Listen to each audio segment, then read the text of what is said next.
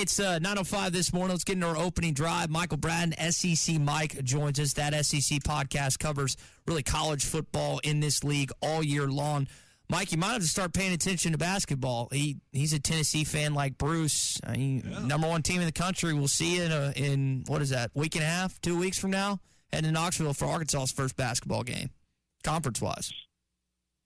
Has basketball started? What? I mean, we got the college football playoff. Come on. I know, this weekend. So we've seen, Tommy and I have talked about this before, Mike. Like sometimes the semifinal games and the championship games, it's like the semifinals suck, but the championship game's good. Then the semifinals are good and the championships stink. Like, how do you think the first edition of the 12-team playoff with the first-round games is going to play out in front of us this weekend, especially with weather playing a factor against some southern teams? No, I think it's going to be awesome, and in part because of their screwy system of how they did the seedings. I mean, 3 and 4, Boise and Arizona State. I mean, I think even their fans would tell you they probably don't deserve that. Yet that's the system they've given us, and this may be the only year they do it because I think Greg Sankey was probably pretty upset with how everything broke down. So I would not imagine the most powerful man in college athletics is going to sit idly by. So I think that's going to make for some great games, like Ohio State, Tennessee. I think even Clemson. And I mean, how was Clemson seated behind SMU when they just played and Clemson beat them? I mean, it's nonsensical, but it should, as just casual viewers, it should have some exciting matchups for us round one. All right, so between Friday night's game with Notre Dame and Indiana and the 3 on Saturday, which if you could only watch one, which one would be the one you had to see? I'm pretty biased, Dobby, because I'm a Tennessee grad. So I guess that's a bad question. Let me repeat the question. Or the other Take two. the Tennessee game. That's a bad question. Of the other 3, which one's the must-see? Probably Texas and Clemson, because I all season I've been the guy that's saying, well, has Texas really played anybody? And I don't know that Clemson really counts. And Texas has vastly over-exceeded my expectations of what they could do in the SEC year one. They've looked great, particularly on defense. But still, I think Clemson's a formidable team, and I can't believe it, but apparently Texas can't sell out. They can't sell their stadium out. I know it's 100,000 or close to it fans down there, but that's wild to me. So I don't know. I think Clemson could really give Texas a game. I would anticipate Texas winning it, but if Quinn Ewers throws a couple of interceptions, I think Clemson could beat Texas. Is weather a big headline or storyline in these games this weekend? Maybe not in Austin, Texas, but when we look at these on-campus games, places like South Bend, Indiana, Columbus, Ohio, how does weather play a role in these opening round games? Yeah, it's interesting. It's certainly been a talking point. A lot of the Tennessee players have said, of course, it's easy to say it. You got to go up there and play. But they've essentially said it's a non-issue for them. It's more of a media creation. And believe it or not, I think the weather may actually help Tennessee because from what I've seen of Ohio State, they're a lot better when they go to the air and they're throwing the ball around with their really good receivers. Whereas when they tried to play bully ball against Michigan, that obviously blew up in their face. And that's kind of what Tennessee is. They're more defense and running the football. So I think while the narrative is, can the SEC, can Tennessee, can they handle the cold weather? By the way, it gets pretty cold in Knoxville. I mean, it's probably 40, 50 degrees there right now. But, I think that style may suit Tennessee and the way they like to play a little bit better than Ohio State, believe it or not. Michael Bratton with us, that SEC podcast on Apple, iTunes, everywhere else. Mike, I wonder, when you're balancing, like Tennessee's not dealing with this, Ohio State's not dealing with this, except for the guys that may enter the portal after their game this weekend. But for the likes of Arkansas, other lesser bowls within the SEC, how do you balance, as a viewer, the guys that want to stay and compete and play for the team versus the fact that a lot of starters have hit the transfer portal? Like, how do you justify what we're going to watch here these next few weeks when it comes to teams competing here in these bowl games? Yeah, I mean, it's so weird. It's kind of hard to I'll just say this. I'll put it to you like this.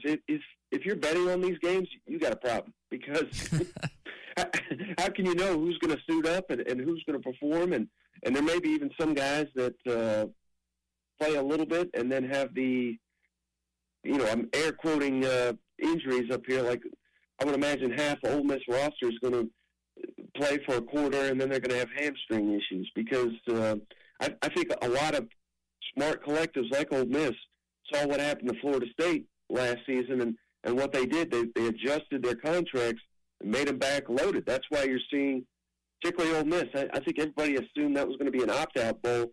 But basically every single one except for someone you guys know well, Chris Paul, who's declared for the draft, he's the only Ole Miss player that's not playing in their bowl game, which is stunning. But again, that's a credit to their collective. So when it comes to these bowl games, I mean, what they really are is like they're essentially glorified 2025 preseason games at this point. And it's kind of sad, but I enjoy watching them. But when the coaches don't show up half the time, like the game we saw last night, like Washington State, they've just been completely decimated. And they're in the Holiday Bowl. When I was growing up, the Holiday Bowl was a really great bowl game. Mm-hmm. And now it doesn't seem like it's a big deal to even the people that are playing in it. Mike, when you look at Arkansas, they'll play next Friday against Texas Tech in the Liberty Bowl. I know they've had a good amount of departures. I mean, what's your vantage point on this next season for Sam Pittman here on a Thursday morning? Yeah, well, it's certainly interesting, isn't it, with all the guys leaving? But I think they made a calculated decision, and people don't look at it this way, but I think this is the way they need to look at it, was who's the guy they kept. They kept Taylor Green, right? And I don't know for a fact, but it's a safe assumption that he got paid. So do you want a quarterback that could elevate your entire program? And I think even people that may be jaded right now and are totally against Sam Pittman would have to say when Taylor Green was healthy, he elevated that football team. Would you rather have him, or would you rather have a lot of these guys that left that were injury-prone and not – I mean, I know there's some big names, but not a ton of production. Give me the quarterback where I think you can kind of fill in the rest of the roster, especially once the revenue sharing kicks in here. Now, it may be a little too late to build a roster, so I think Arkansas is in a unique place where they're struggling to find that bridge between now and July when that revenue share kicks in. But, that being said, I like them to possibly be a lot better than people anticipate, but there's still a massive ceiling there because I don't know how you can compete in this league when you're having this many defections. And I know they're adding guys. They're going to need to add a heck of a lot more to be more competitive in the SEC. But I'm trying to not write the story before we see where this thing goes.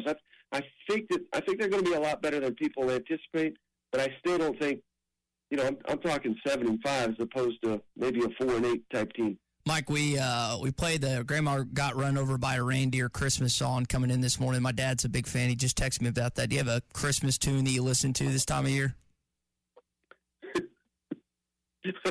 I mean, how can you beat Grandma Got Run Over by a Reindeer? That's certainly a classic. I will say my girlfriend was just playing the Chipmunk one, and I say that is the worst song I think I've ever heard in my life. So that, on the other end of the spectrum, but this might be a bad answer, but I just watched the John Williams documentary on Disney, and I love any of his songs. He did the Home Alone soundtrack. Those songs always make me think of Christmas. Tommy, I learned on Ruskin and Zach, evidently there's 6 Home Alone movies. I'm only aware of 4, but apparently there's 6. There were 2. Yeah, I'm only there's 2. I quit watching. There's after 2 good ones. There's 4 others. Apparently that is something that did you have to suffer through Alvin and the Chipmunks with your kids and the songs? Because I know there's certain things that you have to listen to as a father that you wouldn't subject yourself to otherwise. Like Barney. Yeah, and stuff like that. Yeah. It sounds like Mike was subjected to that through his Mickey Mouse Club or whatever it was. Whatever it was. Mike, we'll leave it there, man. Merry Christmas. Thanks for jumping on with us, and we'll see what happens this weekend in college football. Absolutely. Thanks for having me, guys. BetOnline is the world's most trusted betting platform and your number one source for online betting. From the earliest odds to in-game live betting, BetOnline provides you with all the action and the ability to watch the games as they happen. With the largest selection of odds on everything from football, NBA, and college basketball, NHL to UFC and MMA. Head to BetOnline today to get in on the action with America's most trusted site for online wagering. BetOnline, the game starts here.